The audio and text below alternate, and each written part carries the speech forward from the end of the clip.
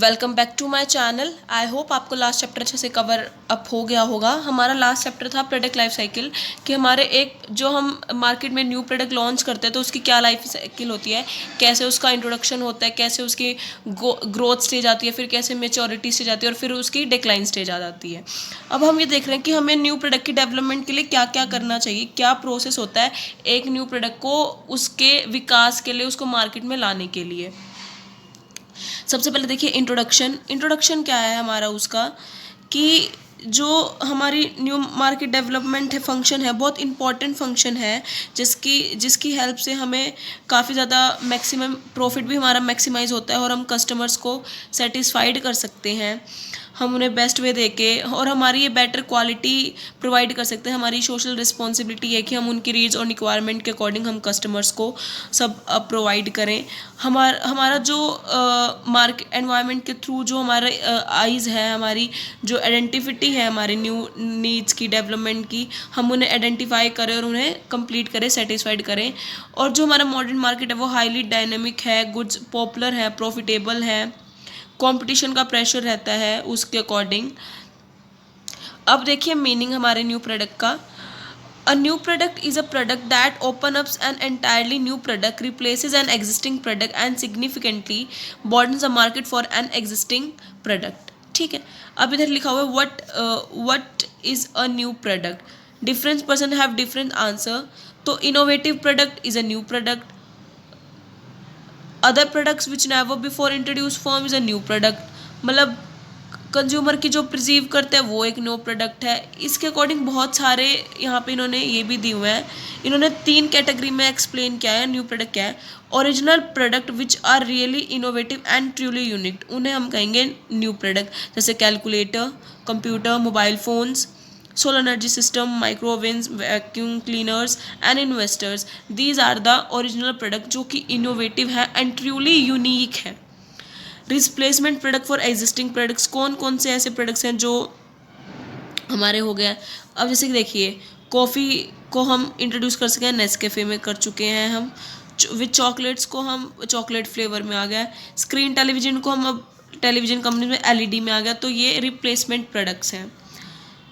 Information product which are new to a company but not new to the market, मतलब market के लिए new नहीं है पर कंपनीज के लिए न्यू है। जैसे Videocon company, refrigerator, washing machine, micro ovens, ये न्यू है। सिमिलर प्रोडक्ट कौन से कॉम्पिटिटर्स के लिए, bathing soap, detergent powders, toothpaste, breads, these are the competitor products.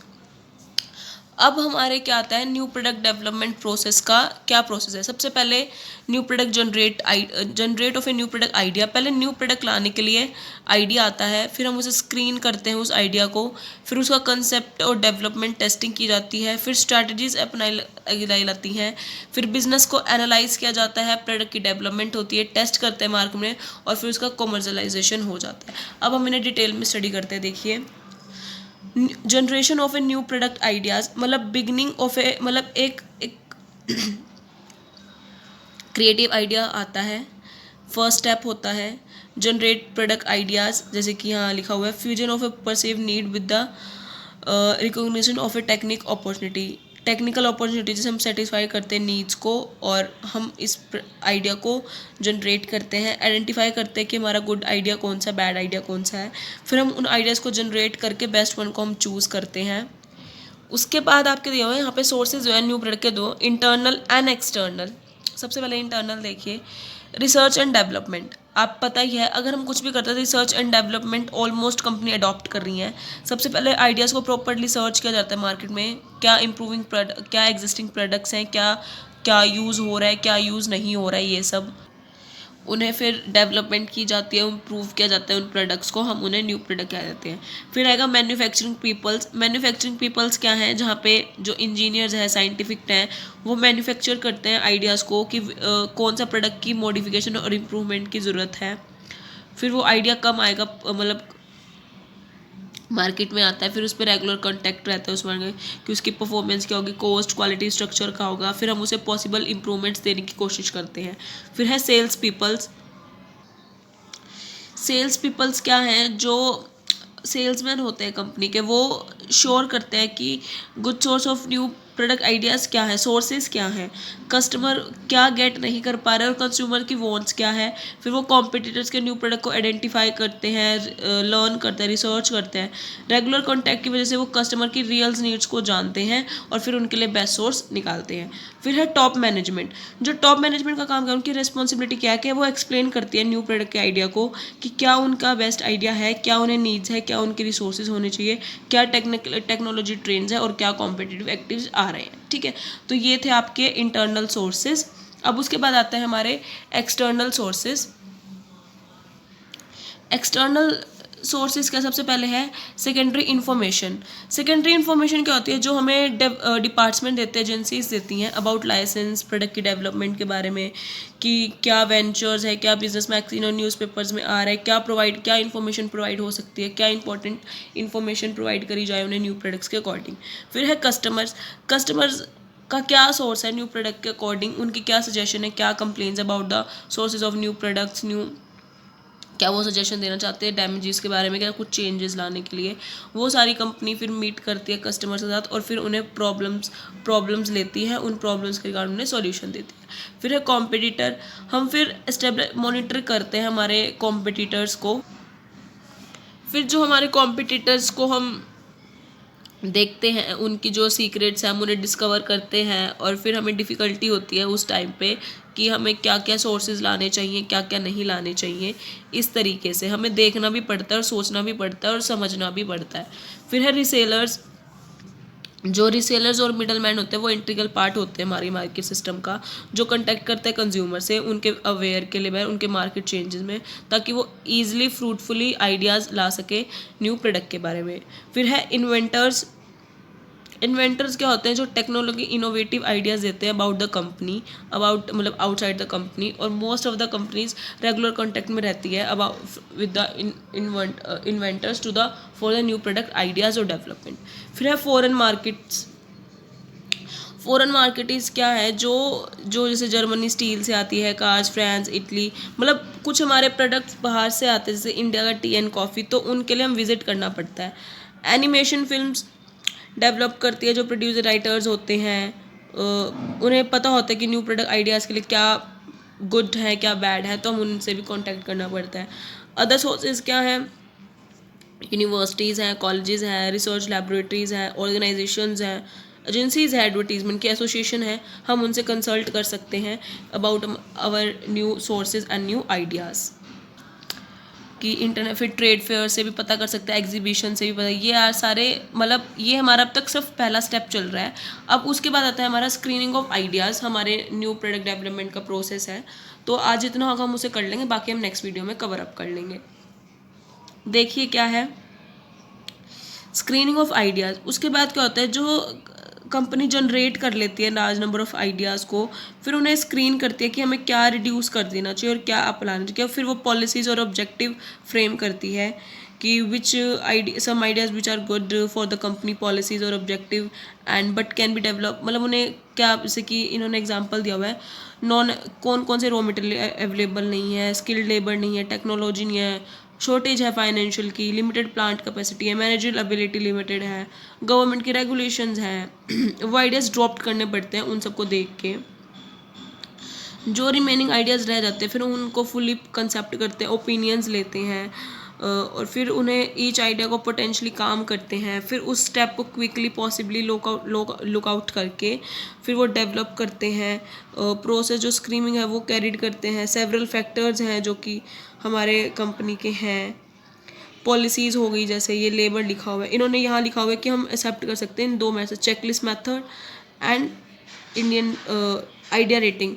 Checklist कैसे होगी? इस तरीके से होगी कि गुड क्या है, यहाँ पे वैल्यूज़ आ जाएंगी और ये सारे काम आ जाएंगे, सेल वॉल्यूम, टाइप्स, और आइडिया रेट ये है, कंपनी की गुडविल कैसे, इस तरीके से वो एनालाइज करते हैं।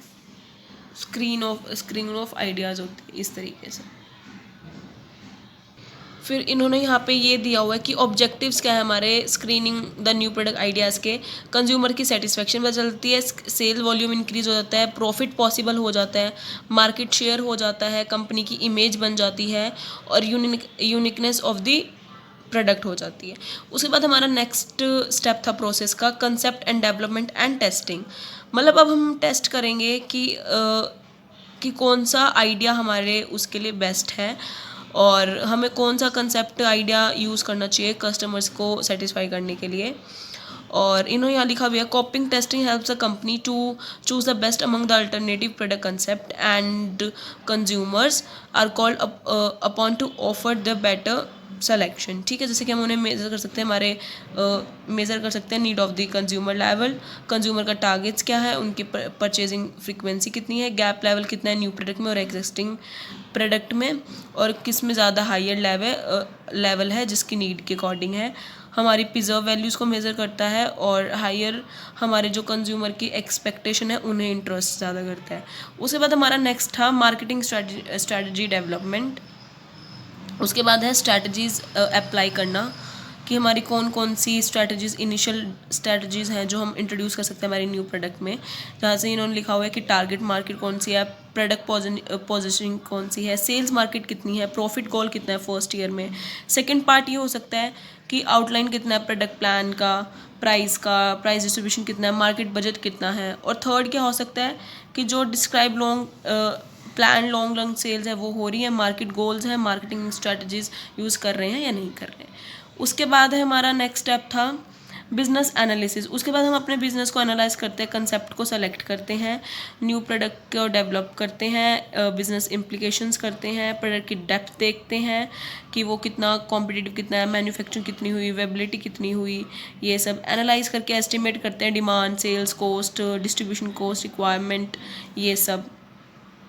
इधर यहाँ स्टेप भी दिए हुए इन्होंने कि आइडेंटिफाई करते हैं प्रोडक्ट की कैरेक्टरिस्टिक्स को, कि फिजिकल केमिकल एट्रीब्यूट्स क्या हैं, प्रोडक्शन कैपेसिटी कितनी है, कैपेबल है या नहीं है मार्केट में, प्रोडक्शन फैसिलिटी कितनी है, कितनी बिल्डअप हुई है और कितनी नहीं हुई, estimating the cost of product कि कितना हो रहा है कितना नहीं हो रहा है, estimating product sales profits and sales, future demand कितनी है, मार्केट पोटेंशियल कितना है, इसमें इन्वेस्टमेंट कितनी है, रिटर्न्स कितना है, program for new product development कि जो प्रोडक्ट की डेवलपमेंट हो रही है वो हो रही है वाइडर है या वाइडर कंसेप्ट है या नैरो कंसेप्ट है, ये सब। नेक्स्ट पॉइंट आ जाएगा प्रोडक्ट डेवलपमेंट, ये हम नेक्स्ट वीडियो में कर लेंगे। अब तक आप इतने स्टेप्स को पढ़ लें। अगर यहाँ तक इतने स्टेप तक प्रोसेस के अगर कोई प्रॉब्लम है तो आप मुझे ईमेल कर सकते हैं और कमेंट में करके भी बता सकते हैं। और वीडियो को लाइक शेयर कमेंट कर देना और चैनल को सब्सक्राइब करना मत भूलना। मिलते हैं बहुत जल्द एक न्यू वीडियो के साथ with a new topic. Thank you, have a nice day.